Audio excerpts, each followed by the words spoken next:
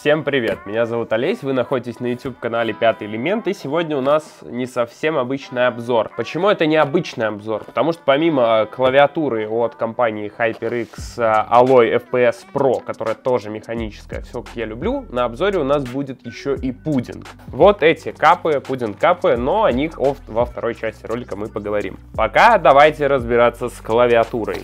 Что же у нас в комплектации?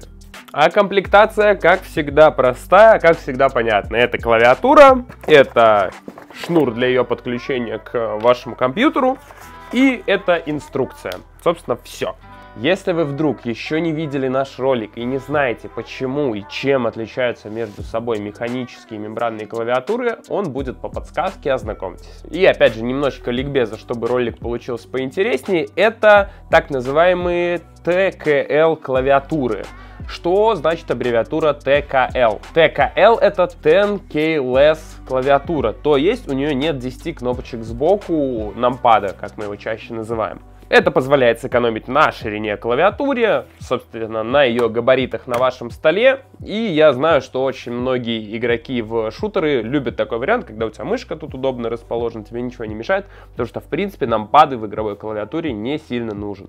Я, в принципе, редко пользуюсь нампадом, у меня на столе не так много места, чтобы еще и он сколько-то занимал, а она вот такая маленькая. В принципе, даже для того, чтобы возить ее куда-то с собой подходит. Было бы здорово, если бы в комплекте еще был чехол для того, чтобы куда-то возить ее с собой, но на нет и сюда нет. И, кстати, именно эта особенность этой клавиатуры добавила приписку Pro в ее названии. Быстро разберемся с кабелем, чтобы к нему не возвращаться. С одной стороны у нас USB Type-A, с другой стороны у нас micro-USB, потому что клавиатура вышла где-то года 3 назад. Кабель в обертке очень хорошо держит форму. То есть, если его вот так согнуть, вот он примерно останется такой же формы. Корпус выполнен из металла, и это играет на весе этой клавиатуры. Вес у нее не маленький, 900 грамм. И, как всегда, я вам скажу, что вес — это значит надежность, а вы, как всегда, посмотрите наш фудаж. Вес — это надежность. Кстати, напишите в комментарии, если знаете еще какую-то вставку из фильма, в которой упоминается слова вес и надежность, потому что, надо что-то новое вставлять в обзоры. Габариты у нее 359 на 130 на 35 миллиметров. Опять же, мы не для красного словца каждый раз вам говорим, что вес — это значит надежность, потому что вес также надежно крепит вашу клавиатуру на вашем столе. Она особо никуда не ездит, даже если постараться, даже в самых сильных и жарких зарубах останется на месте. Снизу на клавиатуре у нас 4 резиновые ножки, которые как раз таки обеспечивают ей сцепление с поверхностью, и 2 подставки, на которых точно так же есть резиновая прокладка, если вам нравится держать вашу клавиатуру под углом. Вопрос, который мучает всех любителей механических клавиатур: что здесь за свечи? А свечи здесь Cherry MX Red. Опять, чтобы не грузить вас словесно лишней информацией, мы разместим таблицу. Лично по моему усмотрению это вторые мои любимые свечи. На момент выхода этой клавиатуры это были первые свечи, они были самые удобные. Если вам ни о чем не говорят эти характеристики, от себя добавлю лишь то, что нажимаются они приятно, легко, с очень, как по мне, приятным звуком. Давайте послушаем.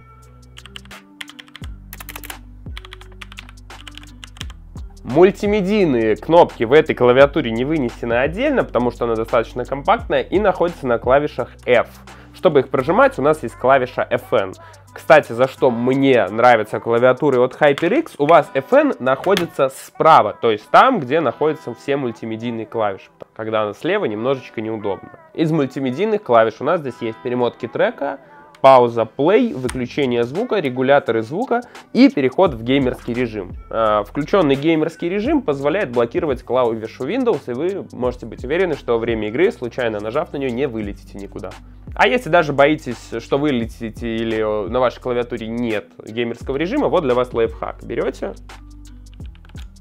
убираете клавишу Windows, и все, нажать ее еще тяжелее становится. И кто-то очень справедливо заметит, что у компании HyperX есть же приложение Ingenity, через которое можно было бы переназначить клавиши для функционала FN или саму клавишу FN, если бы она располагалась не там. Да, такое приложение есть, но оно не работает на эту клавиатуру. Во многом это обусловлено еще и тем, что здесь у нас не RGB подсветка, а R подсветка, то есть только красным цветом она горит. У нас есть 5 режимов яркости. И у нас есть 6 режимов подсветки. Это подсветка, когда горит вся клавиатура.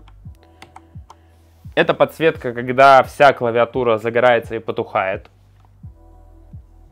И это подсветка, когда загорается клавиша, на которую вы нажимаете. Подсветка, когда загорается клавиша и расходится волной. Режим волны. И режим для любителей КС. Не знаю, как называется он у них официально, но по мне он должен называться так. Это когда у тебя подсвечивается VSD и те клавиши, которыми ты пользуешься, когда играешь в КС. По-моему, прикольно. Очень классно. Кому я бы порекомендовал эту клавиатуру? Ну, в первую очередь, тем людям, которые не любят RGB подсветки в клавиатуре, потому что я знаю, что такие есть. Здесь более сдержанный цвет. Я бы порекомендовал эту клавиатуру тем, кто играет в шутеры, потому что для вас есть отдельная подсветка, не надо ничего настраивать, она сразу есть, особенно если вы играете ночью. Ну и всем любителям механических клавиатур, потому что HyperX выпускает действительно хорошие механические клавиатуры. И вот сидишь ты такой тихо, мирно, готовишь себе обзор на клавиатуры, на ноутбуки, на игры, и тут тебе прилетают пудинги, на которые тоже нужно сделать обзор. И я вас могу заверить, что ближайшие несколько минут по содержанию в них воды приблизится к моей дипломной работе. Собственно, почему пудинги, что это вообще такое, с чем это едят и как этим пользоваться, давайте разбираться. По сути своей, это кейкапы. Кейкапы — это то, что первым вам бросается в глаза, когда речь идет о геймерских клавиатурах. То есть вот эти вот съемные квадратики. Это и есть кейкапы. Помимо внешнего вида и кастомизации, кейкапы влияют также на тактильное ощущение при нажатии на клавиатуры, потому что сделаны они, как правило, из разных материалов и с разной поверхностью. У кого-то широковато, у кого-то более мягко, у кого-то потверже. Ну и плюс, в зависимости от кейкапов, звуки тоже будут разные. Клавиши из более толстого пластика сделают звук более глухим, из более тонкого ABS пластика более звонким. Кейкапы могут делать из практически чего угодно, есть даже варианты из дерева, из металла, но существует 3 наиболее распространенных варианта. Первый вариант — это акрилонитрибутит. Давайте я вам просто прочитаю. Блин, даже прочитать это не могу. Первый вариант — это акрилонитрилбутадиенстирол или АБС. Второй вариант — это полибутилен трифоталат или ПБТ. И третий вариант — это полиоксиметилен или ПОМ. В основном это влиять будет на тактильное ощущение и звук, но об этом я вам уже говорил. В коробке есть капы, как ни странно, к ним еще идут и специальные щипцы, чтобы проще было совершать доставание и вставление. Зачем вам вообще может прийти мысль в голову поменять капы? Например, вы купили клавиатуру, на которой нет раскладки, которая бы вас устраивала. Например, вы купили англоязычную клавиатуру, но по работе приходится часто печатать, вы на память не помните, где находится какая буква, вам нужны сменные капы с русской раскладкой. В мое детство это решалось проще, это решалось наклейками, которые можно было купить на любом рынке с нужной вам раскладки. Я уверен, до сих пор такие продаются. И, наверное, самый распространенный вариант. Если капы ваши сломались, если какая-то клавиша от очень длительного использования треснула или что-то еще, купили новенькие и заменили. Еще один вариант, если вам не нравится, как капы родные в вашей клавиатуре рассеивают свет. Настолько мне понравился этот процесс, что я практически все перезабрал назад, ну вот кроме двух, чтобы вам еще поближе их чуть-чуть показать. Видите, они даже по толщине немного разные, и по рассеиванию света, как мы уже видели, справляются чуть лучше. Что хочу сказать о сменных капах. Вот эти классные. Очень нравится, что они сделаны из двух цветов, и как раз нижняя часть отвечает за то, чтобы ваш свет с клавиатуры рассеивался чуть поприятнее.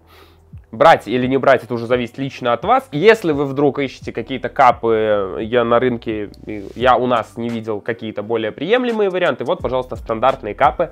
Единственное, что хочу сказать. Когда покупаете себе капы, смотрите, чтобы у вас был однострочный, например, Enter, и в наборе кап там тоже был однострочный Enter, потому что очень можно ошибиться очень сильно. Что ж, пишите нам в комментарии, покупали вы бы себе капы, или вы уже купили, и какие у вас, посоветуйте в комментарии, какие есть хорошие капы. А с вами был Олесь, Пятый элемент, спасибо.